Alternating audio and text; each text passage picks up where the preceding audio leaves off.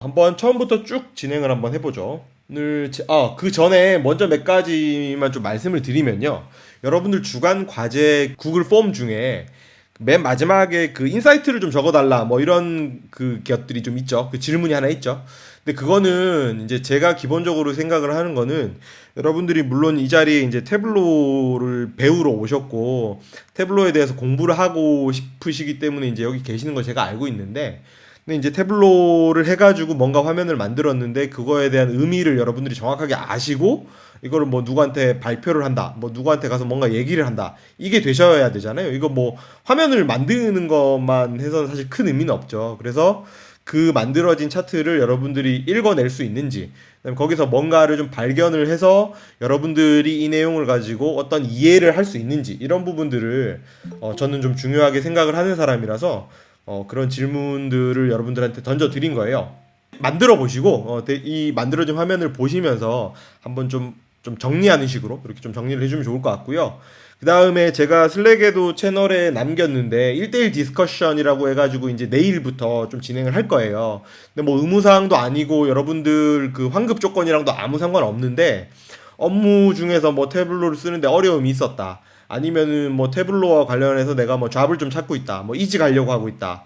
아니면은 뭐 태블로와 관련돼서 어떤 이슈들이 있는데 조금 아는 사람하고 한번 얘기해 보고 싶다. 뭐 어떤 거든지 다 좋습니다. 그런 것들이 있으실 때에는 제가 올려드린 그 구글 시트에 사인업을 해주시면은 제가 그 전에 연락을 드리거든요. 그래서 저하고 얘기를 좀 하실 수 있을 것 같고요. 필요한 날짜에 적절하게 사인업을 해주시면 될 것 같습니다. 그리고 그 과제에 대한 그 정답 워크북은 제가 올려드렸으니까요. 그 적절하게 받아가셔서 한번 확인을 해 보시는 게 좋을 것 같습니다. 시작을 해보죠. 데이터를 연결하는 것부터 한번 해볼게요. 여러분들 태블로 이제 처음 이제 1주차 하는 거니까 데이터를 연결하는 것부터 한번 해봅시다. 이렇게 이제 태블로를 열면은 요 화면이 나오죠. 네, 더블 클릭을 해서 이제 열면은 이렇게 나와요. 그러면 이제 요 가운데 있는 애들은 예전에 내가 열어봤던 것들입니다. 네, 그런 애들이 쭉 나와 있고 샘플 통합 문서 뭐 이런 게 나와 있습니다. 근데 태블로 퍼블릭 쓰시는 분들은 요런 거 없을 거예요. 예, 요것도 없고 요것도 없고 왼쪽도 좀 다를 거예요. 여기에서도 뭐 태블로 서버니 그 다음에 뭐 구글 빅쿼리니 그 다음에 자세히 뭐 이거 눌러도 이런 것들이 나오지 않으실 겁니다. 이거는 이제 유료로 돈을 주고 쓰는 그 태블로 데스크탑 버전에서 이제 쓸 수 있는 기능들이라서 얘는 이제 태블로 퍼블릭 버전에는 없다. 그래서 그 태블로 퍼블릭 버전의 가장 큰 약점 두 개는 뭐냐면요. 그 데이터베이스 연결이 안 되세요. 엑셀 가지고 하시거나 뭐 CSV 가지고 하시거나 이런 걸로 하셔야 되는 거고, 두 번째는 여러분들이 만들어 주신 그 결과물을 여러분의 로컬 PC에 저장하실 수 없으세요. 그러니까 항상 그 태블로 퍼블릭 어카운트 걷다가 저장을 해야 되거든요. 그러니까 이제 뭔가 이렇게 좀 노출이 되니까 아무래도 이제 보안상 이제 회사 내부의 데이터를 가지고 그렇게 하실 수는 없으시겠죠. 아무래도. 그래서 그런 것들이 좀 단점이고 나머지 실질적으로 기능상에서의 단점은 진짜 거의 찾아보기가 힘들어요. 거의 똑같은데 이제 그 두 가지의 어떻게 보면 약간 치명적 단점이 있어서 그러니까 이제 필요에 따라서 이제 돈을 주고 유료로 구매를 하는 거겠죠. 네, 그래서 이제 저는 이제 데스크탑 버전으로 진행을 할 건데 여기 이제 저장된 데이터 원본도 아마 퍼블릭에는 없죠. 그런데 이제 요거를 제가 쓰기보다는 엑셀 파일 여러분들한테 나눠드린 거 그거 불러와서 해볼게요. 뭐 어차피 똑같을 거니까 크게 다르지 않습니다.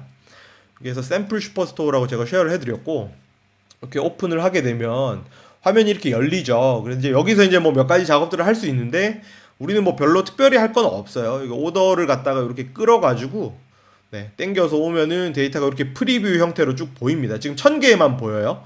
근데 이제 지금 데이터가 1000개만 있는 게 아니라 지금 뭐 수천 줄, 한 만 건 정도 있는데, 만 줄 정도 있는데, 여기에도 뭐 몇 가지 설명을 드릴 수 있는데, 지금 이게 포커스가 아니니까 우선 넘어갈게요.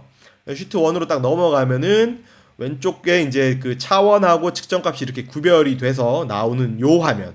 요 화면이 이제 여러분 그 도화지죠. 여기다가 이제 마음대로 그리시면 되는 거예요. 뭘 그릴 거냐? 여기서 첫 번째 얘부터 한번 그려보자고. 얘부터 세일즈 바이 카테고리.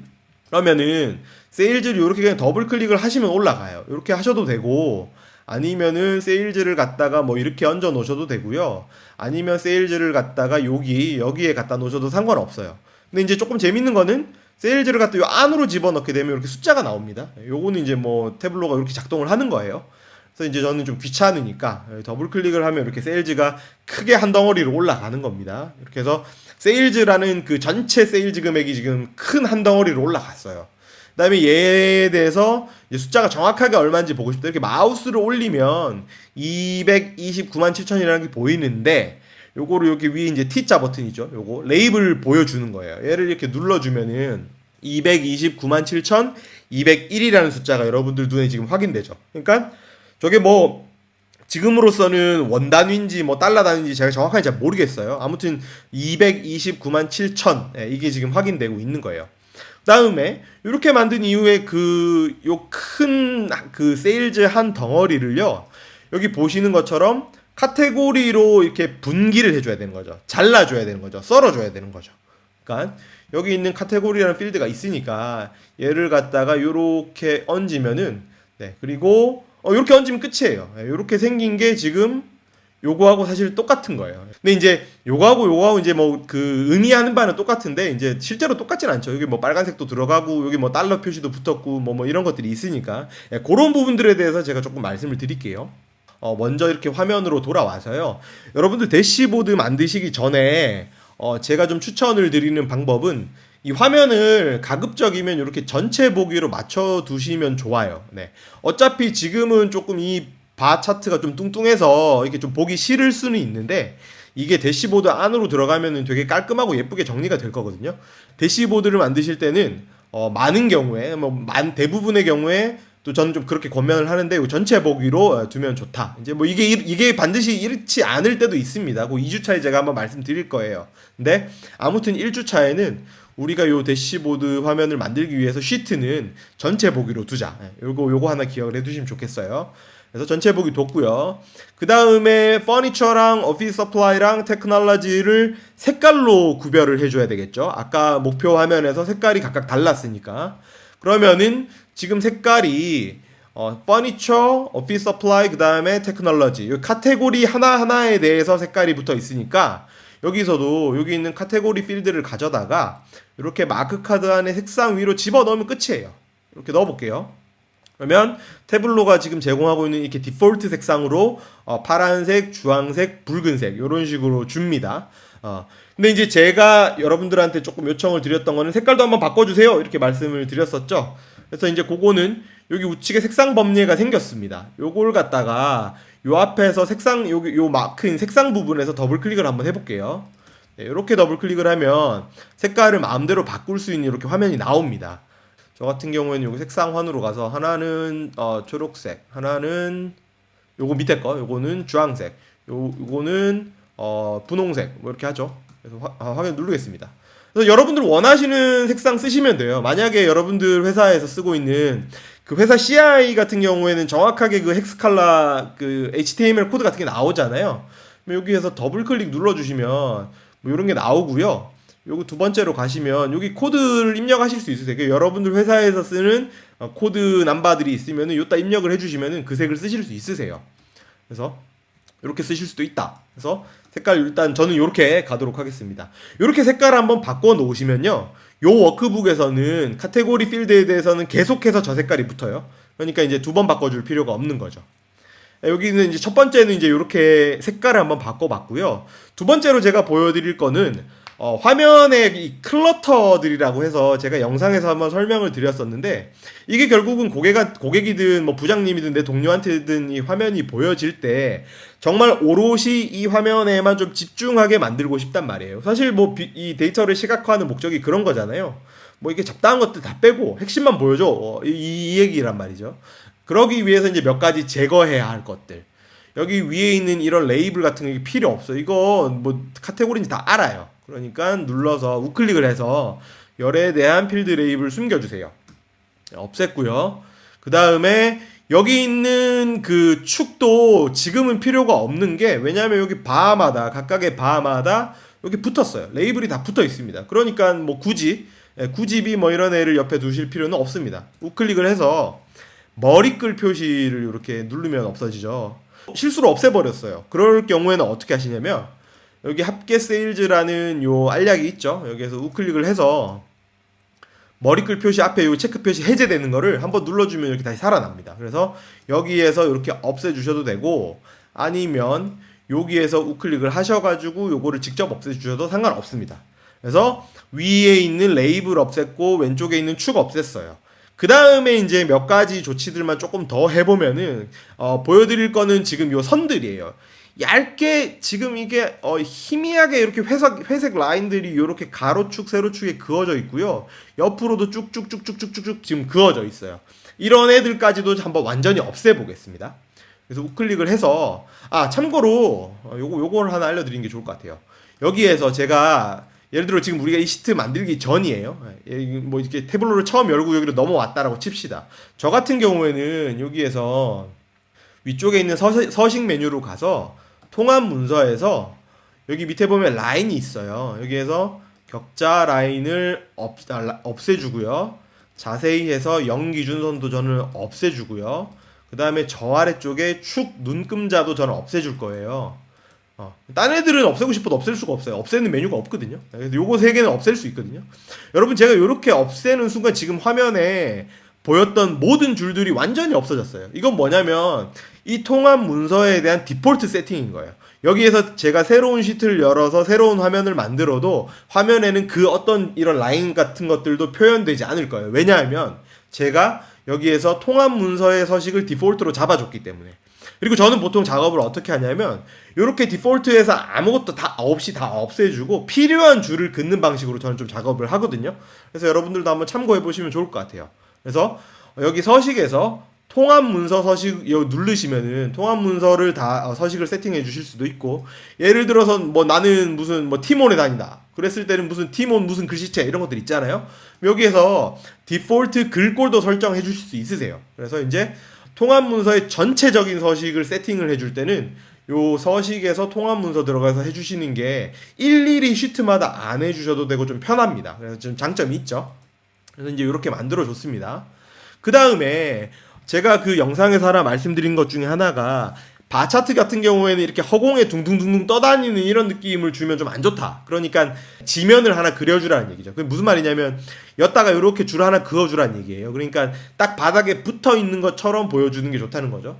그래서 이제 그 선을 어떻게 그리느냐, 요 시트 안에서 요 흰색 부분에서 제가 우클릭을 하고요. 이제 여기서 서식을 지정하는 거는요, 요 시트 1번에 대한 구체적인 서식을 지정하는 거예요. 아까 통합문서 서식하고는 완전히 다른 겁니다. 걔는 이 통합문서 전체에 대해서 서식을 지정하는 거고, 그 다음에 요거는 이제 요 페이지에 해당되는 서식만 따로 지정해 주는 거예요. 여기에서 여기 제일 끝에 보면 라인이라고 있습니다. 라인을 눌러주고요. 여기에서 아마 열로 가면 될 것 같아요. 열로 가서 축 눈금자가 지금 없음인데 이 없음 대신에 저는 여기 회색 라인을 하나 이렇게 그려줄게요. 좀 더 진한 걸로 할까요? 네, 조금 더 진한 색으로 하죠. 여러분들 눈에 잘 보이게. 네, 이렇게 좀 짙은 회색으로 이렇게 딱 제가 눌러주니까 여기 줄이 쭉 하나 생기죠. 네, 그래서 바차트가 허공에 둥둥둥둥 떠다니는 이런 느낌을 좀 덜 주는 거예요. 그래서 바닥에 딱 붙여주는 거예요.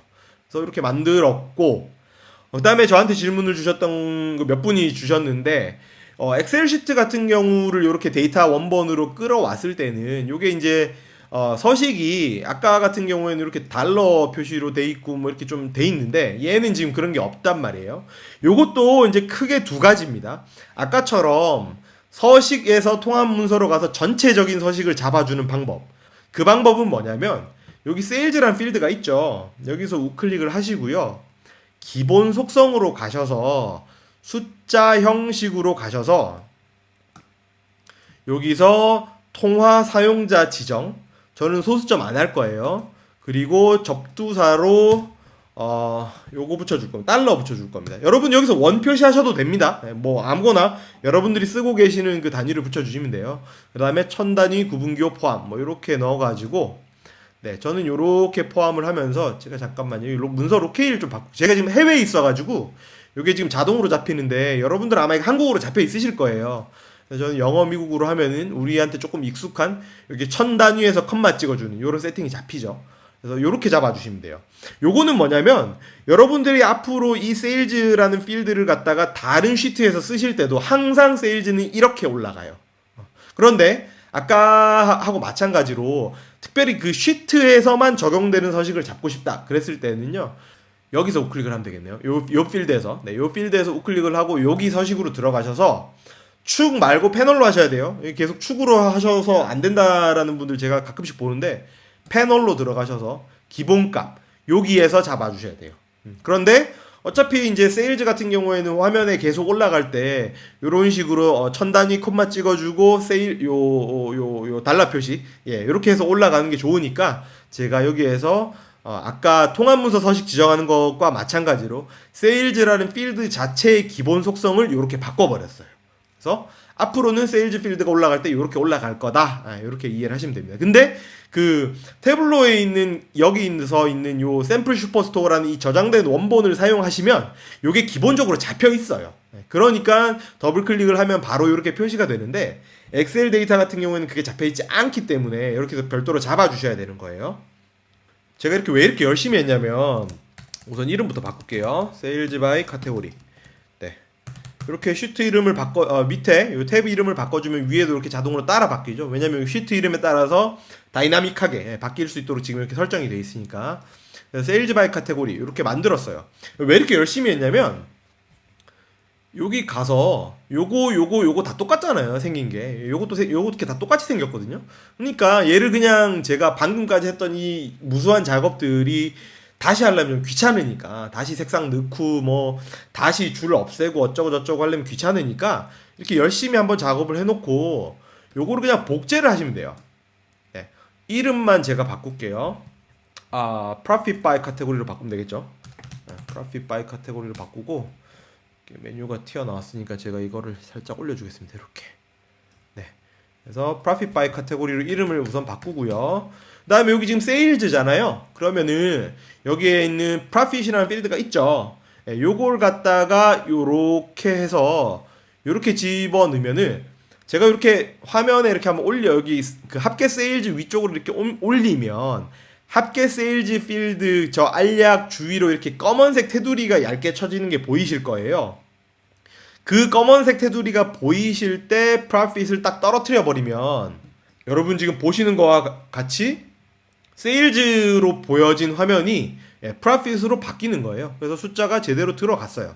여기에서도 프로핏 이 축 같은 경우에 필요가 없죠. 우클릭을 해서 이렇게 없애주면 끝입니다. 이렇게 하면은 다 했어요. 근데 지금 프로핏 같은 경우에도 지금 디폴트 세팅이 안 잡혔으니까 프로핏이라는 필드로 가서, 아니면 요번에는 여기서 한번 해볼까요? 프로핏에서 제가 서식을 해서 요 서식은요, 이 Profit by 카테고리라는 시트에서만 적용되는 서식입니다. 그래서 여기에서 제가 축 말고 패널로 가라고 말씀드렸죠. 그 다음에 숫자에서 통화로 가서요, 저는 소수점은 필요 없고 유로 안 붙이고 앞에다가 달러 붙일 거예요. 이렇게 하면은 보이시죠? 그대로 이렇게 적용이 되죠. 근데 이제 요 서식은 다른 시트에서는 적용되지 않을 거다. 조금 이따 한번 보죠. 실제로 적용되는지 안 되는지. Profit 만들었어요. 그 다음 퀀티티 같은 경우, 퀀티티는 그냥 똑같이 하시면 되고요. 요번에 제가 요거는 그냥 생략을 하고 요거를 보여드릴게요. 디스카운트 보여드릴게요. 여기서 복제를 하겠습니다. 그 다음에 역시 제목을 더블 클릭을 해서 바꿔주시면 돼요. 이렇게 여기서는 디스카운트죠. 할인율이겠죠. 할인율. 디스카운트 바이 카테고리 이렇게 되는 거예요. 그러면은 아까하고 똑같아요. 여기 있는 디스카운트를 갖다가 이렇게 당기는데, 이렇게 합계 프로핏이란 요 필드 주위에 검정색 테두리가 생길 때까지 당기시면 돼요. 그리고 딱 보였을 때 놓게 되면은 디스카운트가 지금 합계로 들어가서 이러한 숫자들이 나와요. 그런데 여러분, 무슨 할인율 같은 개념은 이렇게 쭉 더하는 개념은 아니죠. 이게 지금 결국은 이제 제품에 대한 할인율인 건데, 그 할인율을 뭐 10%도 하고 20%도 하고 30%도 하고 쭉 더해서 이 숫자가 너무 커져 버렸어요. 그래서 할인율 같은 경우에는 기본적으로 더하는 개념이 아니라 평균으로 보는 게 좀 더 맞다는 거예요. 그게 조금 더 이치에 맞다는 거죠. 그러면은 여기에서 이 합계 디스카운트를 평균으로 어떻게 바꾸느냐. 역시 방법은 두 가지예요. 첫 번째, 이 디스카운트는 항상 화면에 올릴 때 에버리지로 집계되게끔 해줘 라는 게 첫 번째 방법이고요. 두 번째 방법은 요 화면에서만 그냥 에버리지로 올릴게, 요렇게 두 개로 나뉠 수 있어요. 두 번째 거 먼저 한번 해볼게요. 우클릭을 해서 측정값 합계를 갖다가 이렇게 평균으로 바꿔주면 끝이에요. 예, 사실은 뭐 엄청 간단합니다. 뭐 아무것도 아니에요. 바꿔주면 화면이 제대로 나옵니다. 근데 이제 첫 번째 방법을 하는 거. 그러니까 디스카운트를 화면 위로 올릴 때는 항상 평균으로 보여주세요. 요렇게 하고 싶다는 거예요. 여기서 역시 디스카운트로 가서 필드로 가서 우클릭을 하고요. 기본 속성에서 아까는 여기 숫자 형식이었는데요. 집계로 가볼게요. 네, 여러분 집계로 갔더니 저 합계에 체크 표시돼 있죠. 그러니까 저렇게 돼 있으니까 디스카운트라는 필드가 화면 위로 올라갈 때 항상 합계로 집계가 돼서 올라가는 거예요. 그러니까 저는 여기서 합계 말고 평균으로 바꿔줄게요. 네, 이렇게 바꾸고 디스카운트를 날리고 제가 다시 한번 얹어 볼게요. 이렇게 얹어 보겠습니다. 네, 그랬더니 그죠? 0.17이면 뭐 17%, 요거 뭐 15%, 13% 이렇게 되겠죠. 그리고 축도 날려주고 머리끌 해제해주고요. 요것도 이제 조금 직관적이지 않은 것 같아요. 여기 보면은 소수점 한 자리로 표시가 되어 있군요. 역시 디폴트 세팅에서 잡아주시는 게 편하겠죠. 왜냐면은 항상 나는 저 소수점을 퍼센트로 볼 건데 소수점 한 자리에서 볼 거야. 디스카운트 우클릭을 하고 기본 속성으로 가서 숫자 형식 아까 바꿨던 거하고 똑같습니다. 요번에는 아까는 통화로 갔었는데 이번에는 백분율로 가야겠죠. 네, 여기에서 백분율 한 자리로 잡아주고 확인을 누르면 네, 요렇게 지금 숫자가 제대로 이렇게 올라가 있습니다. 그래서 하나 만들고 두 개 만들고 세 개 만들고, 그러니까 기본적으로 하나를 제대로 만들어 놓으시면요, 옆에 있는 애들은 그냥 복제를 해서 쓰시면 되는 거예요. 복제를 하시면 간단하게 몇 가지만 좀 바꿔주면은 이제 크게 어려울 게 없는 것이죠. 네, 여러분 여기까지가 우리 목표 화면 중에서 요 윗단, 네, 여기 있는 애들을 만들어 본 거예요. 혹시 질문이나 궁금한 거 있으세요? 자, 두 번째는요. 여기 밑에 있는 요 두 번째 줄, 얘네들 한번 만들어 볼게요. 네, 얘네들을 만들어 보겠습니다. 얘네들은 기본적으로 뭐냐면 여기 지금 보시면 아시겠지만 32, 31, 36 이거 합치면 100%고요. 여기도 합치면 100%고요. 여기도 합치면 100%예요. 지금 요 차트 같은 경우에는 실제로 매출이 각각의 카테고리별로 어떻게 얼마만큼 그 절대적인 금액을 확인하는데 좀 좋은 차트라고 하면은 밑에 있는 거는 이제 조금 다른 관점에서 어떤 게 더 많이 팔려, 어떤 게 좀 더 적게 팔려, 요런 질문에 대해서 답을 하기 좋은 차트겠죠. 여기 딱 봤더니 되게 비슷비슷하게 팔리네. 근데 프로핏 같은 이거는 되게 재밌는 현상이에요. 매출은 되게 비슷비슷하죠. 근데 우리 회사에 실질적으로 남는 이익은 테크놀로지에서 반 이상이 지금 발생하고 있는 거예요. 그러니까 여기는 퍼니처라는 애는 진짜 문제가 있는 거예요, 사실은. 왜냐하면 매출은 굉장히 비등비등하게 가고 있는데 실제로 우리 회사에 가져다 주고 있는 이 이익, 순이익은 굉장히 낮습니다. 이거는 뭐 조금 이제 더 자세하게 살펴볼 수 있는 부분이죠. 그래서 여기 있는 비율로 나타내는 방법들 한번 알아볼게요. 원래는 이제 이런 것들을 보통 볼 때 여러분들 파이 차트 많이 그리시는데 제가 뭐 계속해서 좀 말씀을 드리지만 파이 차트는 그렇게 좋은 시각화 방법은 아닙니다. 그래서 이제 대안으로 생각할 수 있는 게 이렇게 비율 바 차트라고 해서 요거를 쓸 수 있는데 요거 어떻게 그리는지 한번 살펴볼게요. 자, 이렇게 해서 시트를 하나 새롭게 열겠습니다. 세일즈를 제가 이렇게 더블 클릭을 할게요.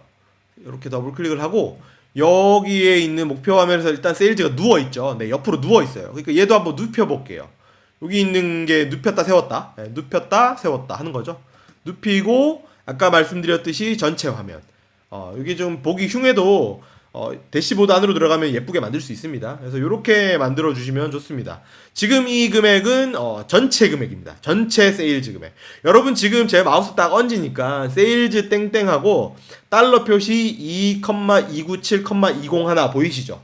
이게 아까 제가 세일즈라는 필드를 디폴트로 달러 사인으로 잡아줬기 때문에 지금 제가 세일즈라는 필드를 다른 시트에서 쓰고 있음에도 불구하고 똑같이 저렇게 나오는 거예요. 왜냐면 디폴트로 세팅을 해줬기 때문에. 그거 확인되고 있죠.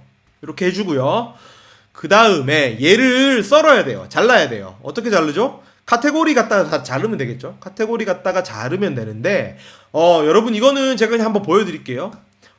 자르는데 아무것도 하지 말고 그냥 자르기만 잘라. 그게 요거예요. 그게 여기 있는 세부 정보예요. 자르는데 레이블을 붙이면서 잘라. 그게 여기 있는 레이블이에요. 자르는데 크기를 서로 다르게 해서 잘라. 이렇게 해서 여기 잘리고 크기가 다르죠. 지금 크기가 다릅니다. 자르는데 색상을 다르게 주면서 잘라. 요거예요. 그러니까 우리가 지금 찾고 있는 건 요 색 카테고리를 색상 위로 올리면 되는 거겠죠. 참고로 여기 도구 설명에 올리면 아무런 변화가 일어나지는 않습니다. 자르는 거 아니에요. 세부 정보에 넣거나 색상으로 넣거나 크기로 넣거나 레이블로 넣어야지 잘리는 겁니다. 그래서 얘는 아니고 여기 있는 도구 설명은 아닙니다. 색상 위로 이렇게 얹으면 이렇게 잘리죠. 그 다음에 해야 될 거는 먼저 비율로 바꿔보는 작업을 합시다. 왜냐면은 여기 목표 화면에서 봤을 때 여기가 지금 0에서 1 사이의 비율이거든요. 이게 지금 비율이 나타나야 된단 말이에요. 그러니까 지금 축은 실제적인 금액이 나와 있는데 얘를 비율로 한번 바꿔보겠다는 거예요. 여기에서 태블로가 되게 자랑하는 강점 중에 하나인 퀵테이블 계산이라는 기법이 들어오는 겁니다. 합계 세일즈라는 필드가 여기 지금 얹어져 있죠. 여기서 우클릭을 하시고요. 제일 밑에서 바로 위에 퀵테이블 계산이라고 있습니다. 실제로 되게 편하게 비율을 빠르게 구해낼 수 있는, 여기에서는 선택을 구성 비율을 선택을 해주시면 돼요. 네, 눌러주면은 여기에 있는 요 축들이 퍼센트로 바뀌면서 제가 이렇게 올려볼게요. 아까는요 제가 이렇게 올렸을 때 금액이었죠. 테크놀로지 836, 여기에서는 뭐 719, 여기에서는 742 금액이었어요. 근데 제가 요거를 퀵테이블 계산 딱 적용한 순간 여기에서 36.399%, 여기 31%, 여기 32%, 퍼센트로 바뀌는 게 여러분들이 지금 확인되고 있으실 겁니다. 레이블을 딱 붙여주면은 숫자가 올라오죠. 네, 숫자가 바로 올라옵니다. 그 다음에 뭐 나 같은 경우 나는 이제 뭐 이렇게 너무 구질구질하게 소수점 밑에 보기 싫어 이랬을 때는 아까 보여드렸습니다. 우클릭을 해서 서식으로 들어가셔서요. 여기에 있는 패널입니다. 패널에서 기본값, 숫자에서 백분율 해서 소수점을 뭐 길게 늘릴 수도 있고요. 여기 완전히 줄여줄 수도 있고요. 뭐 한 자리 정도만 볼까요? 네, 이렇게 두도록 하겠습니다. 네, 그러면 이렇게 만들어지는 겁니다. 마지막으로 좀 해줘야 될 거는 여기 있는 축을 우클릭을 해서 머리글 표시를 해제하면은 아까처럼 모든 클러터들이 없어지는데 그거 전에 제가 하나만 더 보여드리고 갈게요. 실제로 여러분들이 이 부분은 많이 놓치셨어요. 여러분 뭐 중요한 부분은 아니에요. 사실 뭐 엄청 중요한 부분은 아닌데 이거를 제대로 하신 분이 그렇게 많지는 않은 것 같은데 지금 여기가 0%고 지금 여기가 100% 조금 넘게 돼 있어요. 그래서 제가 요거를 축 편집을 통해서요. 자, 다시 한번 보여드릴게요. 아래에 있는 축에서 제가 우클릭을 해서 축 편집을 했고요. 범위를 지금 자동으로 잡혀 있는데 얘를 제가 0에서 1 사이로 그냥 고정을 시켜버릴게요. 그러면은 지금 화면 왼쪽에서 화면 오른쪽이 완전히 꽉 차게 0에서 1까지 들어가죠. 네, 이렇게 들어갑니다. 그리고 나서 이제 화면으로 집어넣으면 요게 여기 끝부터 여기 끝이 완벽히 맞아서 딱 들어가요. 근데 이제 요거를 안 잡아주시면 여기는 0인데 여기에서는 약간 이제 왼쪽으로 쏠려 있는 듯한 그런 인상을 주거든요. 실제로 여러분들 만들어 놓으신 거 한번 직접 눈으로 보세요. 그러면은 조금 그럴 거예요. 그래서 제가 이제 여기 이제 추가적으로 우클릭을 해서 축 범위를 0에서 1 사이로 강제로 고정을 시켜 준 겁니다. 그 이후에 제가 축을 없애주면 네, 이렇게 하면 완성이에요. 다 만들었습니다. 한 개만 더 만들어 볼까요? 요거는 제목이 뭐였죠? 제목 없군요. 네, 제목을 남기지 않겠습니다. 그냥 쉬트 4로 할게요. 그 다음에 한 개만 더 만들어 볼게요. 한 개만. 복제. 네, 이렇게 복제를 해서 여기에서는 profit으로 해볼게요. profit을 갖다가 이렇게 집어 넣게 되면요, 네, 이게 profit이 나옵니다. 네, 근데 요거를 갖다가 우클릭, 그 다음에 퀵테이블 계산 간 이후에 여기에서 구성 비율, 네, 이렇게 갔고요. 똑같죠? 우클릭을 하고 축 편집을 하고 0에서 1 사이로 고정을 시키고 축을 날립니다. 여러분 제가 여기서 이 시트의 헤더를 잡아주지 않은 이유는 여기 보시면 아시겠지만 여기에 헤더가 없죠. 그러니까 어차피 헤더가 있다고 해도 숨길 거예요. 헤더를 숨길 거기 때문에 굳이 뭐 저 시트의 이름을 뭐 예쁘게 잡아주실 필요가 없으세요. 어차피 숨길 거니까. 그래서 제가 여기 일부러 안 잡아준 겁니다. 이렇게 하면 될 것 같고요. 그 다음에 라인 차트를 그리는 걸로 한번 넘어가 보겠습니다. 어차피 반복되는 작업이기 때문에 제가 다 안 보여드리고 그냥 이렇게 몇 가지만 보여드리고 이제 실제로 대시보드로 넘어가서 어떻게 하는지를 알려드리려고 하는 겁니다. 이 정도까지만 하고 라인 차트, 맨 마지막 이제 제일 아래쪽에 이렇게 깔려있는 라인 차트를 한번 그려보죠. 기본적으로 라인하고 바가 진짜 기본이에요. 여러분들이 비즈니스 대시보드를 만든다라고 했을 때 딴 거 뭐 더 그릴까 생각하기도 사실 어려울 정도로 한 90%? 조금 거짓말 보태면 진짜 한 뭐 95%까지 라인 아니면 바를 그리죠. 다른 거 잘 안 그립니다. 그만큼 중요한 차트고 그만큼 또 그리기 쉬운 차트이기도 해요. 그러니까 얘들만 잘 그리시면 여러분들이 실제로 회사에서 뭔가를 만드시기에 큰 어려움은 없으실 겁니다. 라인 차트 한번 그려보겠습니다. 여기에서 시트를 하나 제가 새로 열었고요. 세일즈를 한번 올려볼게요. 세일즈를 이렇게 올리고 여기 한번 볼까요? 네, 이렇게 라인으로 되어 있는데 여기 점이 이렇게 하나씩 찍혀 있죠. 그래서 이렇게 얹어 보면요, 지금 오더 데이트가 쿼터로 나와 있는 게 확인이 되시죠? 네, 오더 데이트가 지금 이렇게 쿼터로 나와 있습니다. 쿼터로, 그죠? 이렇게 1쿼터 다음이 2쿼터, 그 다음에 3쿼터. 그러니까 달별로 나와 있는 게 아니라 쿼터로 나와 있다. 오더 데이트를 이렇게 올리면 연도가 나오죠. 그 다음에 이렇게 컷 한 번 더 눌러주면 이 앞에 있는 요 버튼이에요. 버튼 눌러주면은 이렇게 쿼터로 만들어져요. 그 다음에 화면 제가 전체 보기로 했습니다. 이렇게 나오는데 이거하고 이거는 조금 다르죠. 결정적인 차이는 뭐냐면 뭐 카테고리 한번 넣어볼까요? 네, 이렇게 넣는다고 해도 결정적인 차이는 뭐예요? 얘랑 얘랑 연결이 돼야 되고 얘랑 얘랑 연결이 돼야 되고 얘랑 얘랑 연결이 돼야 되는데 여기 다 연결돼 있잖아요. 여기에서는 지금 이렇게 끊겨 있어요. 이게 끊겨 있는 이유는 뭐냐면 지금 여러분들이 지금 이 태블로 화면 위쪽에서 보시면 여기는 연도하고 여기 분기라는 게 저걸 우리가 그냥 알약처럼 생겼다고 이게 알약이라고 그냥 부르는데 파란색 알약의 경우는 태블로에서는 불연속형을 의미합니다. 불연속형. 연속되지 않은 거죠. 예, 불연속형이니까 연속되지 않은 거죠. 그러니까 끊겨 있다는 얘기예요. 잘려 있다는 얘기죠.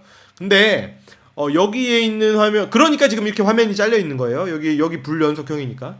근데 여기 있는 화면은 쭉 연결돼 있어요. 왜냐면은 여기에서는 연속형을 사용했기 때문에 그래요.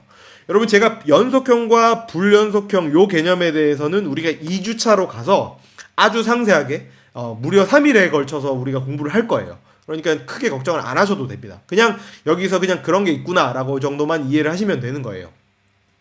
여기 있는 분기가 지금 불연속형이에요. 불연속형이기 때문에 그렇습니다. 얘를 갖다가 연속형으로 바꿔주면 되겠죠. 어떻게 바꾸느냐? 우클릭을 하면 이렇게 비슷하게 생긴 게 나옵니다. 연도, 분기, 월, 일. 여기 옆에 여기 예시를 한번 잘 보세요. 2015 2분기 5월 뭐 이렇게 나와 있죠. 근데 밑에는 보면은 연도, 분기, 월 비슷하게 나오는데 2015 2분기 뭐 2015 5월 8일 뭐 이런 식으로 나오죠. 요 위쪽은 불연속형 세팅이고요. 요 아래쪽은 연속형과 관련된 세팅입니다. 그래서 여기를 불연속형 분기로 되어 있는 걸 갖다가 연속형 분기로 바꿔주시면 돼요. 이렇게 눌러보면 네, 뭔가 바뀌었는데 아직까지 연결은 안 됐어요. 연결이 안 된 이유는 얘가 아직 남아있기 때문에 얘를 화면 밖으로 빼볼게요. 이렇게 잡아 빼면은 네, 아까 화면에서 이렇게 보신 것처럼 네, 요겁니다. 네, 요 보신 것처럼 이렇게 지금 정리가 돼서 나오고 있죠. 네, 이렇게 만들어 주시면 거의 끝났습니다.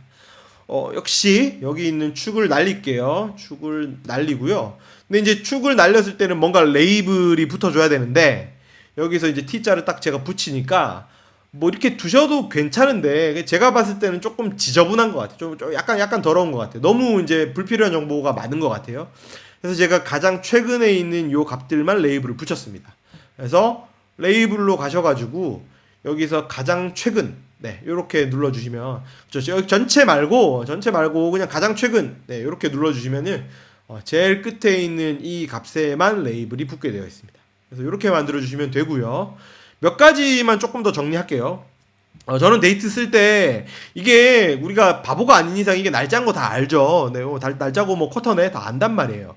그러니까 축편집으로 들어가서 이런 제목 같은 애들은 이런 거는 진짜 진짜 그 뭐 잉여예요. 별 필요가 없는 건데 이제 붙어 있는 거예요. 그래서 없애주면 이렇게 되는 거고요. 그 다음에 역시 뭐 라인 차트가 조금 둥둥둥둥 떠 있는 것 같으니까 뭐 이것도 좀 보기가 그렇다라고 했을 때는 서식으로 가가지고 여기에서 열이었죠. 네, 열에서 축 눈금자에서 여기는 좀 짙은 색상 네, 이렇게 하나 달아주면은 이렇게 그냥 만들어 주시면 돼요. 뭐 선 넣는 거 이런 것들이 뭐 그냥 엄청 중요하거나 그런 건 아니지만 그냥 이렇게 요 정도로 이렇게 만들어 주시면 어렵지 않습니다. 제목을 붙여야겠죠. 헤더를 어떻게 붙이죠? 네, 세일즈 쿼터리 트렌드 이렇게 돼 있네요. 오케이. 세일즈 쿼터리 트렌드 이렇게 붙이겠습니다. 그 다음에 복제하시면 돼요. 여기에서 복제. 그러면은 여기에서 이자 없애고 앞에 있는 세일즈를 profit 이렇게 잡아주시면 되겠죠. 그 다음에 제목 바꿨으니까 실제 차트도 바꿔야겠죠. 여기 있는 profit 갖다 여러분 제가 profit 한번 넣어볼게요. 요렇게 넣으시면 안 됩니다. 여기에 올렸을 때 이렇게 검정색 테두리가 나올 때 요렇게 넣으면 이렇게 돼요. 이렇게 되면 안 되고 여기에서 profit 이렇게 검정색 테두리가 나올 때 떨어뜨리면 되는데 뭐 축은 생긴 거 좋다 이거예요. 뭐 축 생겼으니까 이제 없애주면 되는 거죠. 잠깐만요. 이거 없애지 않을게요. 잠깐만요. 첫 번째 체크하실 거. 여기 있는 그 프로핏의 금액에 달러 표시가 안 붙었어요. 왜냐하면은 아까 우리가 여기에서는 프로핏의 디폴트 세팅을 건드린 게 아니라 이 화면에서만 프로핏의 서식을 우리가 건드려 줬었잖아요. 그러니까 여기에서는 이 화면에서도 원하면은 다시 세팅을 해줘야 되는 거예요. 근데 여기에서 또 우클릭을 해서 뭐 이렇게 들어가서 하기가 귀찮잖아요. 귀찮으니까 여기에서 하는 거예요. 이렇게 해서 한번 여기에서 숫자 형식을 이렇게 잡아 두시면 다음번에는 내가 좀 덜 귀찮아도 되거든요. 그래서 이게 이런 거를 하는 게 좀 좋은 거죠. 그러면은 이렇게 바뀌고 다음번에 프로핏을 쓰실 때는요 항상 저 달러 표시가 확인이 될 거예요. 네, 이렇게 해주시면 되는데 제가 왜 아까 여기 축을 없애려다가 멈칫했냐면 요거 때문에 그래요. 프로핏은 여러분 음수가 있을 수 있죠. 그러니까 팔긴 팔았는데 내가 손해보고 팔았을 수도 있잖아요. 그죠? 뭐 원가 떼주고 뭐 어쩌고저쩌고 뭐 직원비 인건비 나가고 어쩌고저쩌고 하다 보면 손해볼 수도 있잖아요. 네, 그러니까 이렇게 0 이하로 떨어지는 값들이 분명히 있을 수 있는 게 프로핏이잖아요. 그러니까 여기서 지금 축도 마이너스 2천부터 2만 뭐 이런 식으로 지금 주어져 있다는 거죠. 근데 제가 여기서 이거를 그냥 딱 없앤다라고 했을 때 약간은 혼란을 줄 수도 있습니다. 그래서 이제 여기에서 이제 추가적인 조치로 제가 하고 싶은 게 뭐냐면 서식으로 들어가서 시트에서 0 기준선을 좀 주고 싶어요.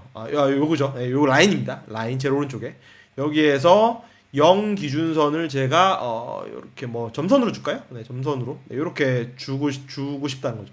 네, 뭐 이렇게 주셔도 되고요.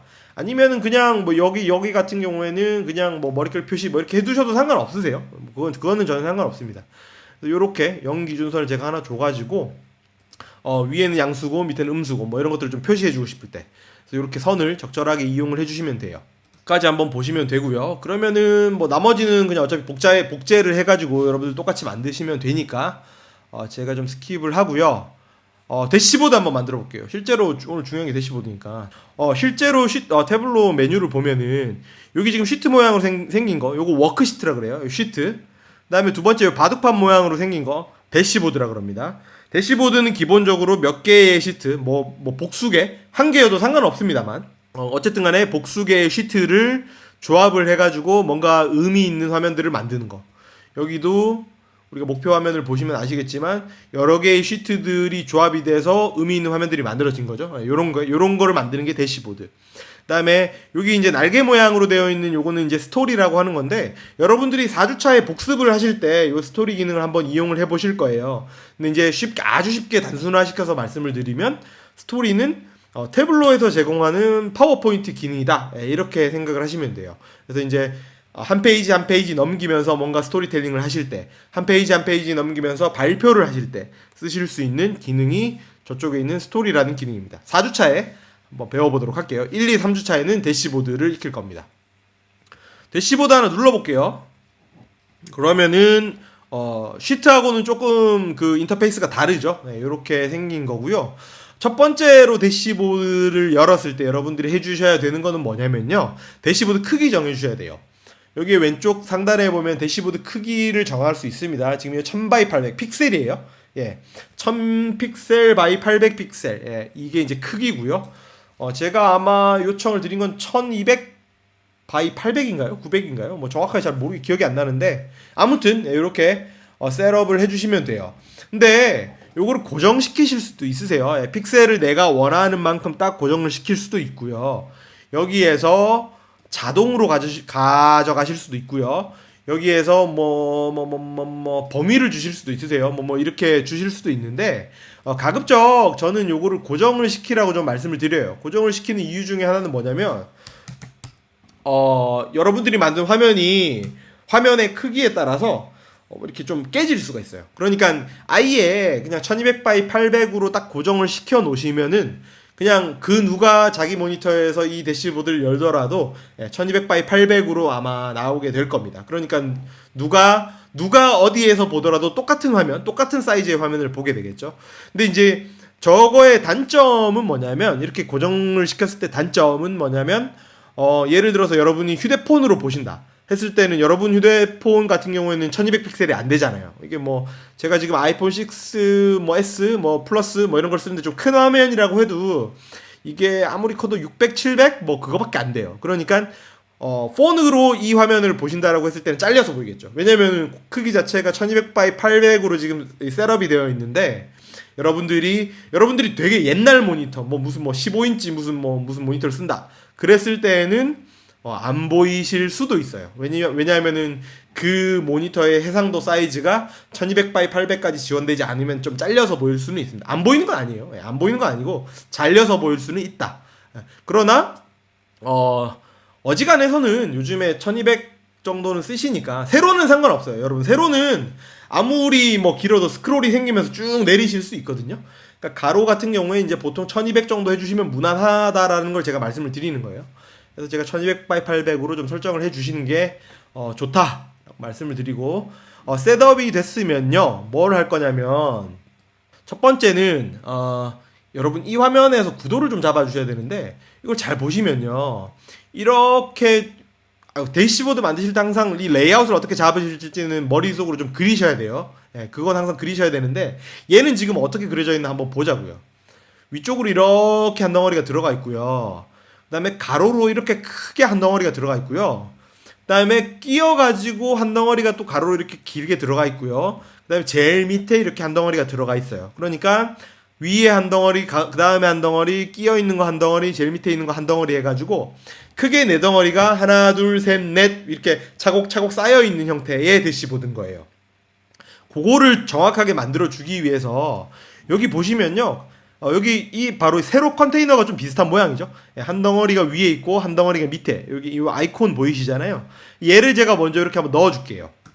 그러면은 화면에 아무런 변화는 없을 거예요. 원래는 요랬어요. 여기에서 이제 대시보드 있는데, 제가 요거를 요렇게 넣어주는 순간 대시보드 안에 세로 컨테이너가 지금 하나 들어앉은 요런 형국인 거예요. 이렇게 보시고, 그 다음에 항상 이렇게 하실 필요는 없지만 그냥 제가 하는 방법을 알려드리면, 저는 요 컨테이너를 집어넣은 이후에 여기 있는 블랭크 오브젝트, 공백을 하나 집어넣습니다. 이렇게 그냥 하나 집어넣어요.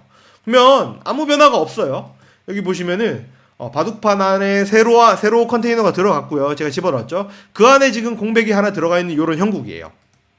그리고 나서 제가 뭘 집어넣을 거냐면, 여기 있는 텍스트 오브젝트를 하나 집어넣을 건데, 요렇게 올려가지고, 여러분 지금 그 회색 음영 부분을 한번 잘 보세요. 요렇게 집어넣을 수도 있고요. 네, 요렇게 집어넣을 수도 있고요. 요렇게 집어넣을 수도 있고, 옆에 집어넣을 수도 있고, 위에도 있고요. 위에도 이렇게 넣을 수 있고, 그 다음에 이렇게 좀 이렇게 크게 넣을 수도 있고, 네, 이렇게 여러 가지 방식으로 넣을 수 있는데, 컨테이너 안으로 이 텍스트 박스를 집어 넣으시려면요, 요게 이렇게 얇게 표시됐을 때, 여러분 지금 얇게 표시되면서 지금 컨테이너 저기 옅은 파란색 테두리가 지금 표시되고 있는 게 보이시죠? 네. 요 상태에서 마우스를 이렇게 딱 떨구어 주시면 이 텍스트 오브젝트가 컨테이너 안으로 들어가는 겁니다. 그러니까 여기서 이제 텍스트를 어떻게 써주냐는 거죠. 제목을 입력하세요. 아무거나 써줄게요. 제목을 입력해 주세요. 네, 이렇게 써주시고 적당히 여러분들이 원하시는 형태로 글자 이런 것도 바꿔주시면 돼요. 이렇게 바꿔주시고, 나는 검정색으로 할 거야. 네, 이렇게 포매팅을 해주면 이렇게 들어가죠. 그러니까 이게 제목이에요. 네, 여러분들 여기다 제목 만들어 주시면 돼요. 그러면 이제 위에 이렇게 한 덩어리가 들어갔습니다. 그 다음에는 제가 얘를 한번 집어넣을게요. 여기 있는 애들을 이렇게 집어넣을 건데 이 큰 한 덩어리가 하나 하나 하나 하나 이렇게 잘려 있죠. 그래서 그걸 보시면은 요 가로 컨테이너를 뭔가 이용하면 될 것 같지 않나요? 가로 컨테이너. 아, 지금 상황 한번 볼게요, 여러분. 지금 요 대시보드의 상황은 어떤 상황이냐면 세로 컨테이너 안에요. 텍스트 오브젝트가 위쪽에 들어가 있고요. 그 밑에가 블랭크 오브젝트가 이렇게 들어가 있는. 그러니까 세로 컨테이너를 텍스트 오브젝트와 블랭크 오브젝트가 양분하고 있는 상황이에요. 요 상황에서 제가 요 텍스트 오브젝트하고 요 블랭크 오브젝트 사이에 요 사이에다가 여기 있는 가로 컨테이너를 이렇게 하나 떨굴 거예요. 여기 지금 저 땡땡땡땡 표시 보이시죠? 점선 보이시죠? 점선이 보이실 때 이렇게 딱 떨궈 버리면 지금은 텍스트 오브젝트 들어가 있고 가운데 가로 컨테이너가 하나 들어가 있고 그 밑에 여기 블랭크가 들어가 있어요. 요렇게 바뀌었습니다. 그럼 지금 요 가로 컨테이너 안에다가 하나 둘 셋 네 개를 집어넣어 주면 되겠죠. 한번 집어넣어 봅시다. 요따가 여기에서 대시보드로 가서 시트가 세일즈 바이 카테고리 요렇게 집어넣으면은 공간을 차지하면서 들어가는 겁니다. 네, 눌러주면 들어갔죠. 요거 잠깐 놔둘게요. 요거 나중에 한꺼번에 없앨게요. 그 다음에 profit by 카테고리 이렇게 들어가야겠죠. 그 다음에는 아까 quantity by 카테고리인데 아까 그거 제가 안 만들었어요. 근데 이제 안 만들었지만 제가 자리를 잡아주기 위해서 블랭크 오브젝트를 이렇게 하나 넣을 거예요. 그러니까 만들어서 여기다 넣으시면 된다는 거예요. 이렇게 블랭크를 하나 넣고요. 마지막으로 디스카운트 바이 카테고리를 요 우측에다가 딱 갖다 붙이면 하나 둘 셋 네 개가 들어가죠. 네, 이렇게 들어갔을 때 컨테이너를 사용했을 때 강점이 뭐냐면 요거를 지금 시트별로 위에 지금 요 손잡이 부분 있죠? 요 뚜껑. 네, 뚜껑을 이렇게 더블 클릭을 해주시면 바로 상위에 있는 요 컨테이너가 잡힙니다. 네, 여기에서 더블 클릭을 해주면 그거보다 상위에 있는 컨테이너가 잡히죠. 네, 요런 식으로 이제 잡아주실 수 있으세요. 여기에서 더블 클릭을 해서 이 가로 컨테이너를 제가 잡았습니다. 그런 이후에 가로 컨테이너의 요 조그마한 삼각형 메뉴로 가서요. 여기에서 컨테이너 균등 분할, 콘텐츠 균등 분할 요걸 눌러주시면 대시보드 사이즈를 아무리 크게 바꾸셔도 아무리 작게 바꾸셔도 요 균등 분할된 거는 절대로 변하지 않습니다. 왜냐하면 컨테이너 안에서 이미 균등 분할이 이루어지고 있기 때문에 얘들의 가로 사이즈는 항상 같게 정확하게 등분이 된다는 거죠. 여기에서 얘는 필요 없으니까 눌러가지고 컨테이너 자체를 이렇게 없애시면 돼요. 뭐 하나 들어있는데 괜찮냐? 그냥 없앨게. 그러면 요렇게 지금 들어가 있죠. 그러면 요건 지금 어떤 형국이냐면 텍스트 오브젝트 들어가 있고요. 가로 컨테이너 들어가 있고 밑에 공백 들어가 있어요. 그런데 가로 컨테이너 안에 하나 둘 셋 네 개가 지금 한 번 더 들어가 있는 요런 형태인 거예요. 요런 지금 그 틀인 거예요. 요렇게 이해를 하시면 되겠죠. 다음에 요 컨테이너를 썼을 때 강점 중에 하나는 뭐냐면 콘텐츠 균등 분할할 수 있다는 거 하고 요거도 하나 있습니다. 여기에서 높이의 편집. 요 컨테이너의 높이를 한꺼번에 잡아주실 수 있어요. 제가 봤을 때 요 444는 좀 긴 거 같아요. 한 300만 잡을까요? 네. 요렇게 잡으면은 요것들의 사이즈가 한 방에 이렇게 좀 작아지는 거죠. 그래서 요렇게 만들어 주실 수 있고요. 두 번째, 요쪽에 있는 이 아이들을 한번 집어 넣어 볼게요. 방법 똑같아요, 여러분. 여기에서 가로 컨테이너 한번 요 사이에 집어 넣어 주시고요. 그러면은 텍스트, 그 다음에 가로 컨테이너, 또 다른 가로 컨테이너, 밑에 블랭크 이렇게 들어가 있는 거겠죠. 요 안에다가 시트 4번 집어넣고 시트 4-2번 요따 여러분 이거 엉뚱한 데 집어넣으시면 안 돼요. 이런 데 집어넣거나 이런 거 안 됩니다. 여기 저 가운데에 있는 가로 컨테이너의 우측으로 붙일 거란 거예요. 넣어주시고 두 개는 우리가 안 만들었으니까 공백 하나 넣고 그러면은 하나 둘 셋 네 개가 만들어지겠죠. 여기에서 더블 클릭을 해서 상위에 있는 컨테이너를 잡아준 이후에 아까하고 똑같이 콘텐츠 균등 분할을 하면 정확하게 요 밑에 갖다 붙겠죠. 왜냐하면 요 컨테이너 사이즈가 위에 거랑 밑에 게 똑같으니까 둘 다 콘텐츠를 균등하게 분할하면은 정확하게 요 밑에 갖다 붙습니다. 이렇게 만들어 주신 이후에 높이를 잡기 전에 헤더를 먼저 없앨게요. 여기에서 시트 4번에서 우클릭 하시면 몇 가지 선택이 있는데 제목 숨기기, 여기도 제목 숨기기. 그러면 이렇게 확 짜부라들었네요. 그러면은 더블 클릭을 해서 컨테이너를 잡아주고 높이를 한 100 너무 빵빵하네요. 100은 너무 빵빵하니까 뭐 한 80? 네, 이렇게 잡을까요? 네, 여기에서 이제 여기 끝부터 여기 끝까지가 네, 여기랑 해서 이제 완전히 딱 달라붙은 거 확인이 되고 있죠. 이렇게 만들어 주시면 되고, 요거는 또 없애겠습니다. 필요 없으니까. 역시 정확하게 균등 분할이 돼서 요렇게 네 개 이렇게 들어와 있죠. 밑에 있는 아이를 이제 뭐 한번 볼까요? 레이아웃 한번 가보면 제일 처음에 세로 컨테이너 제가 집어넣었죠. 다음에 여기에서 텍스트 집어넣고요. 가로 컨테이너 안에 하나 둘 셋 네 개 넣고요. 그 다음에 밑에 있는 가로 컨테이너 안에 하나 둘 셋 네 개를 넣고 제일 아래쪽에 블랭크 오브젝트가 있는 요런 형국입니다. 지금은 대시보드로 가서 다시 한번 마지막으로 한번 넣어볼게요. 가로 컨테이너 한 번 더 넣고요. 네, 여기 안에 세일즈 라인 넣고 프로필 라인 넣고 요 안에다가 블랭크 오브젝트 하나 더 떨궈주고 하나 더 넣으면은 네, 다시 한번 이 손잡이를 더블 클릭을 해서 콘텐츠 균등 분할 이렇게 해주고 우측을 날릴게요. 그래서 날린 이후에 여러분들 여기서 이제 화면 다 만들었어요. 마지막으로 해주시면 되는 게 아까 처음엔 그 집어넣었던 이 블랭크 오브젝트 이렇게 없애버리면요, 요 밑에 있는 게 이렇게 자리 차지하고 들어와요. 이렇게 만들어주시면 돼요. 여기에서 마지막으로 이제 얘는 이제 뭐 더 이상 필요 없으니까 자기 역할을 다 했으니까 얘를 이제 이렇게 없애주면은 제일 아래쪽에 있는 이 컨테이너가 그 빈 공간을 차지하고 들어옵니다. 그래서 이렇게 만들어주시면 돼요. 그래서 요렇게 컨테이너, 요렇게 가로 컨테이너 이렇게 만들어주시면 되겠죠. 까지 만들었고 몇 가지만 좀 더 체크를 해드릴게요. 여기에 첫 시간이니까 이미지 넣는 방법 여러분들 아시는지 모르겠으나 보여드리죠. 이미지를 넣기 위해서 제가 어떻게 할 거냐면요, 지금 여러분이 제일 위쪽에는 텍스트 오브젝트만 그냥 하나 딸랑 들어가 있는 지금 이 상황이거든요. 근데 이제 요거를 그대로 이렇게 두지 말고 제가 가로 컨테이너를 이렇게 한번 이 위쪽에 더 집어넣을게요. 여기다가 집어넣고 여기 있는 텍스트 오브젝트를 제가 이 컨테이너 안으로 집어넣을게요. 안으로 집어넣겠습니다. 그러면 지금 텍스트 오브젝트가 있고 그거를 지금 컨테이너가 지금 둘러싸고 있죠. 컨테이너 안에 들어가 있죠. 이걸 넣어준 이유가 뭐냐면 여기 있는 이미지 오브젝트를 갖다가 이렇게 당겨가지고 요 제목이 있는 요 안으로 제가 집어 넣으려 그래요. 여러분 이거 되게 잘 안 되죠. 막 이렇게 해서 여기 눌렀는데 안 나와요. 네, 이렇게 하면 나오는데 여기가 안 나올 때는요, 여기에서 이 컨테이너 자체를 아예 사이즈를 갖다가 한 60으로 이렇게 바꿔주시면 돼요. 조금 크게 하면 아마 쉽게 나올 겁니다. 네, 이미지 아까보다는 좀 수월하게 나오네요. 크게 하시고 나중에 줄이시면 상관없거든요. 그래서 이렇게 요따 집어넣을 거예요. 여기 집어넣으면은 이제 물어봐요. 어떤 이미지 집어넣을까요? 물어보거든요. 이미 여러분 PC에 있는 파일 아무거나 갖고 오시면 돼요. 저는 요거 집어넣어 보겠습니다.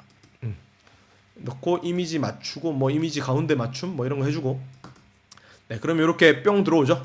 그다음에 이제 얘가 지금 너무 이제 뭐랄까 가운데 이렇게 있으면 좀 보기 싫으니까 요거를 요렇게 밀어가지고 네, 적절한 위치에 이렇게 두시면 돼요. 이렇게 하면 이미지 집어넣으실 수 있는 겁니다. 그래서 요런 이미지 로고 같은 것들은 이렇게 집어넣으시면 된다. 여기 있는 이미지 오브젝트 사용하시면 된다. 요거 기억하시면 될 것 같고요. 마지막으로 제가 하나 좀 짚어드릴 부분은 요 라인 같은 거 이런 거 어떻게 집어넣나요? 이렇게 물어보시는데 두 가지 방법. 첫 번째는 PPT 같은 데서 라인을 만드셔가지고요, 방금 이미지 집어넣은 것처럼 이미지 오브젝트를 여기다가 올려놓으셔서 그 라인을 이미지로 집어넣으시면 돼요. 그게 첫 번째 방법인데, 그렇게 했을 때 장점은 뭐냐면요, 뭐 점선이나 긴 점선, 뭐 좀 짧은 점선 뭐 이런 애들 다 집어넣을 수 있다는 거죠. 왜냐면 파워포인트에서 그거 만들면 되니까. 근데 이제 태블로에서 이제 바로 할 수 있는 방법은 뭐냐면 아무거나 하셔도 상관없는데 저는 보통 이렇게 가로 컨테이너를 보통 집어넣습니다. 가로 컨테이너를 여기다가 이렇게 집어넣어요. 그 나눠지는 저 선, 저기다가 이렇게 집어넣고요. 요거를 집어넣으신 이후에 레이아웃으로 가서 백그라운드를 좀 시꺼멓게 바꿔요. 이렇게 완전히 새까맣게 칠합니다. 그 다음에 얘를 이렇게 사이즈 줄여주는 방법. 여기 이제 끝까지 잘 안 줄여지면 여기에서 높이 편집 2 하면은 마치 이제 구분선처럼 이렇게 보이는 거죠.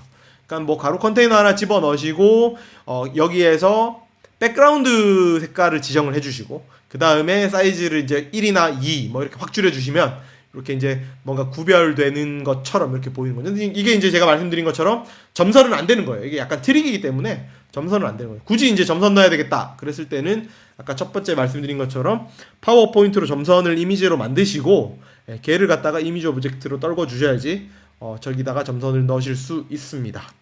다 말씀드린 것 같은데, 참고로 여기 우측에 뭐 테두리 백그라운드 이런 거 저는 없는데요. 그 다음에 뭐 바깥쪽 여백 안쪽 여백 이런 거 저한테 없는데요, 이렇게 말씀하실 수도 있는데 버전 때문에 그래요. 이게 정확하게 제가 몇 버전에 이런 기능들이 태블로 안으로 들어왔는지는 기억이 정확하게 안 나는데, 여러분들 쓰고 계시는 태블로 데스크탑에 대시보드에서 저런 메뉴들이 안 나온다, 내 거는 그런 게 없다 라고 하시면은 여러분들이 저 기능들이 출시되기 이전의 버전을 쓰고 있으시기 때문에 안 나오는 거니까 태블로 퍼블릭으로 한번 해보시거나, 아니면 이런 게 있구나, 내가 이제 업그레이드를 하면은 쓸 수 있겠구나, 이 정도로 그냥 생각하시면 되겠습니다. 질문 있으세요? 다 했는데?